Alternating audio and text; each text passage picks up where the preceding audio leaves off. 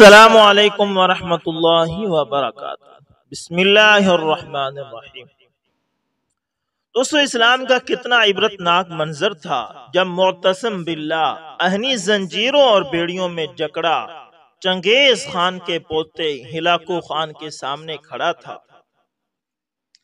کھانے کا وقت آیا تو ہلاکو خان نے خود ساختہ برتن میں کھانا کھایا اور خلیفہ کے سامنے سونے کی تشتریوں میں ہیرے جواہرات رکھ دیے۔ پھر معتصم سے کہا، کھاؤ، پیٹ بھر کر کھاؤ، جو سونا چاندی تم اکٹھا کرتے تھے اب وہ کھاؤ۔ بغداد کا تاجدار بے چارگی اور بے بسی کی تصویر بنا کھڑا تھا، بولا میں سونا کیسے کھاؤں؟ ہلاکو خان نے فوراً کہا، پھر تم نے یہ سونا اور چاندی کیوں جمع کیا؟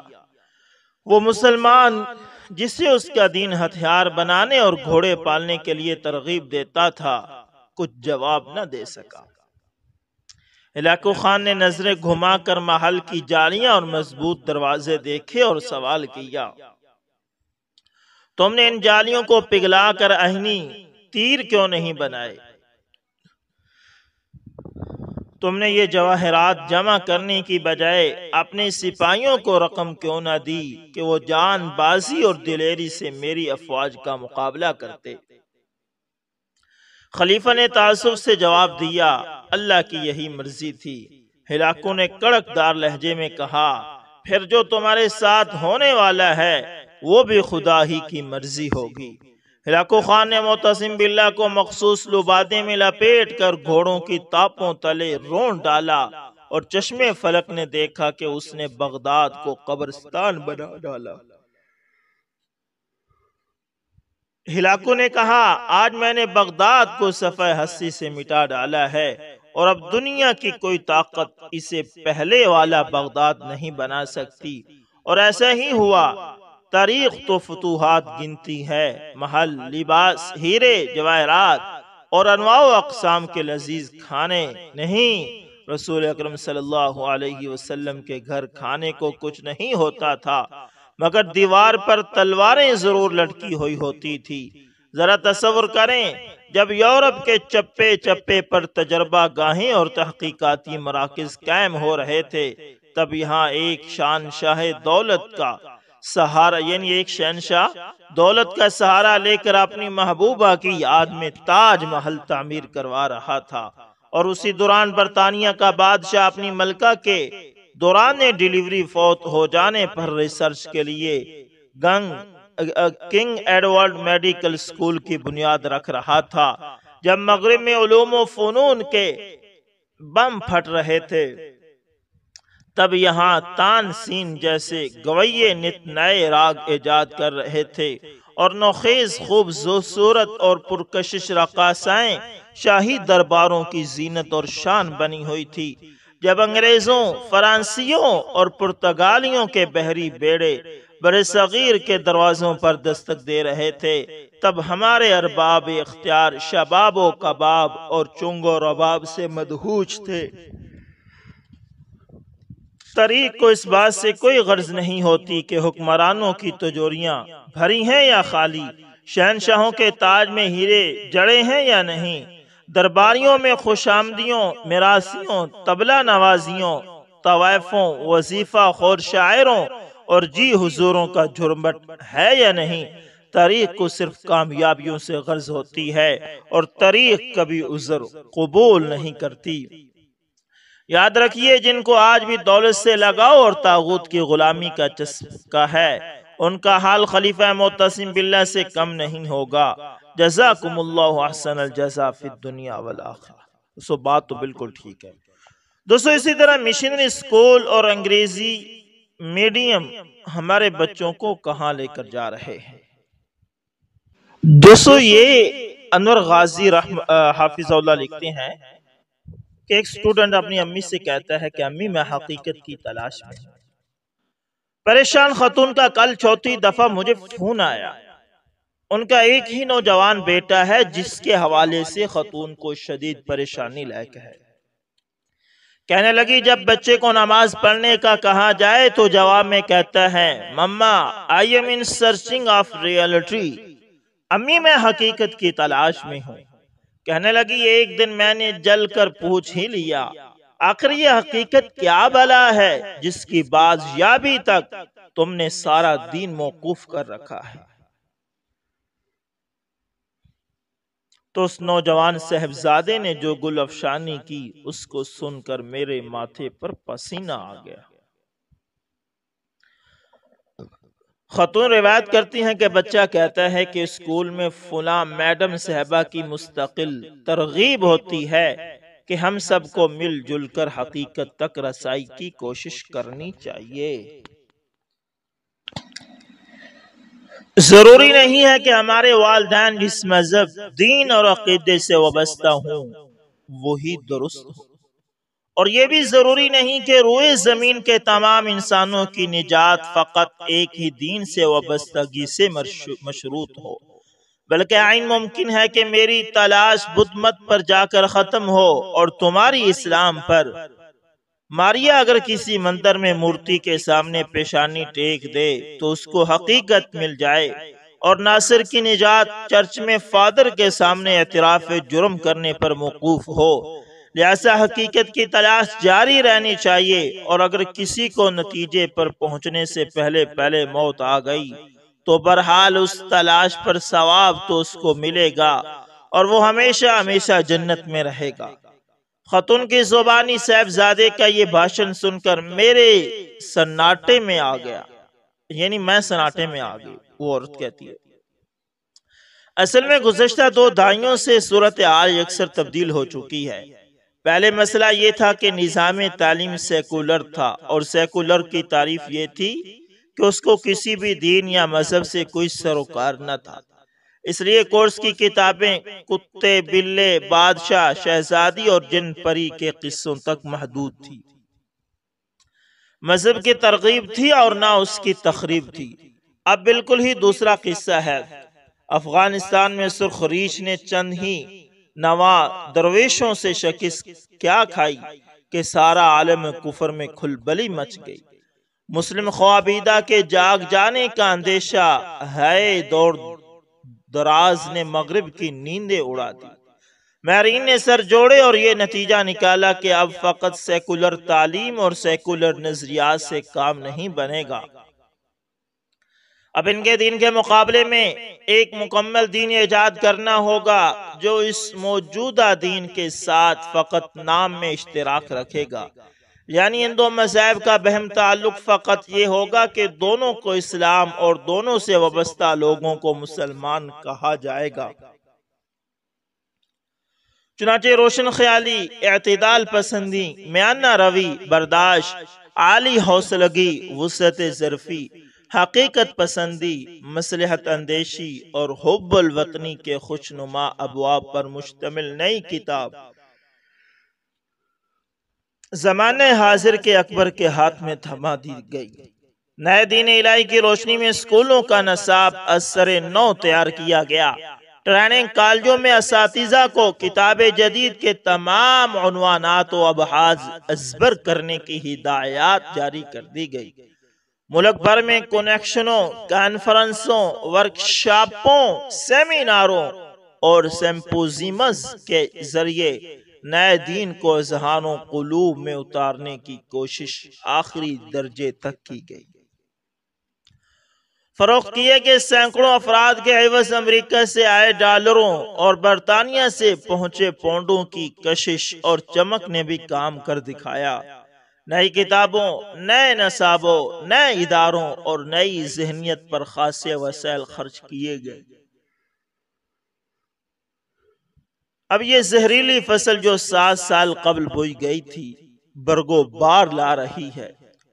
جن بچوں نے اس خزاں کی رت میں شعور کی آنکھیں کھولی ہیں وہ عجیب کشمکش، اضطراب اور بے چینی کا شکار ہیں۔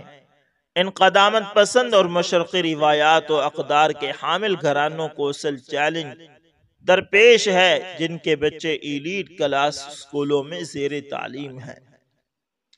گھر کی روایات، گھر کے طور طریقے، گھر کا مزاج و مذاق اور اسکول و کالج کی تعلیمات و ارشادات بہم گتھم گتھا ہو گئے ہیں۔ ماں کی گود اور ٹیچر کی تلقین آپس میں متصادم ہیں۔ باپ کا کندر استاد کا ڈنڈا الگ الگ داستانیں سنا رہا ہے۔ سرد راتوں میں دادی کی آغوش میں جو ایمان افروز قصے سنے تھے، کورس کی کتابیں ان کا منہ چڑھا رہی ہیں۔ اس کشمکش سے دو چار نوجوان اگر حقیقت کی تلاش میں سرگرداں نہ ہو گئے تو اور کیا ہوگا؟ اس سے بڑھ کر آگے سنیے اور سردھنیے کہ ہمارے تعلیمی برز جمہر کی کس قدر دور رس نگاہیں رکھتے ہیں۔ گزشتہ روز ایک روشن خیال اعتدال پسند مہر تعلیم کا مضمون نظر سے گزرا، جن کا اصرار تھا کہ اگر اردو کو مکمل دیس نکالا نہیں دیا جا سکتا تو پہلے مرحلے میں کم از کم ایک انقلابی قدم اٹھایا جا سکتا ہے، اور وہ یہ کہ اب چونکہ موبائل میسج اور ای میلز میں رومن اردو انگریزی رسم الخط میں لکھی گئی اردو بڑی کثرت سے استعمال ہو رہی ہے، اس لیے اس کو قواعد و ضوابط کی قید میں لا کر مستقل حیثیت دینے پر غور کیا جائے۔ اس طرح اردو سے انگریزی کی طرف کا سفر قدرے آسان ہو جائے گا۔ اس موقع پر مجھے آرلنڈ ٹوائن بھی، جو اپنے وقت کا سب سے بڑا فلسفی مورخ سمجھا جاتا تھا، اس کی ایک بات یاد آئی۔ آرلنڈ نے کہا تھا کہ اب کسی کتب خانے کو آگ لگانے کی ضرورت نہیں، بلکہ فقط رسم الخط کا ہی بدل دینا کافی ہے۔ اس سے اس قوم کا رشتہ اپنے ماضی سے بالکل ٹوٹ جائے گا اور اس کی پوری تہذیب اس کے لیے بے معنی ہو کر رہ جائے گی۔ پھر جس طرح چاہے لے جاؤ۔ بہرحال پریشان خاتون کا فون جب منقطع ہوا تو مجھے اکبر مرحوم بہت یاد آئے۔ مدتوں پہلے فرما گئے تھے کہ شیخ مرحوم کا قول اب بھی یاد آتا ہے مجھے، دل بدل جائیں گے تعلیم بدل جانے سے۔ یعنی انہوں نے یہ ایک قول کہا تھا کہ دل بدل جائیں گے تعلیم بدل جانے سے، اور دوستو ہو بھی رہا ہے۔ اللہ تعالیٰ سے دعا ہے کہ اللہ تعالیٰ عافیت والا معاملہ فرمائے۔ دوستو جو کچھ چل رہا ہے یہ بہت خطرناک ہے۔ اللہ دوستو اسی طرح ایک اور سچا واقعہ آپ کو سناتا ہوں۔ میں تم سے اور بچوں سے بے پناہ محبت کرتا ہوں۔ جانتا ہوں تم لوگ سخت حالات میں ہو، فاقے کاٹ رہے ہو، مگر میں یہاں بیٹھ کر کچھ نہیں کر سکتا۔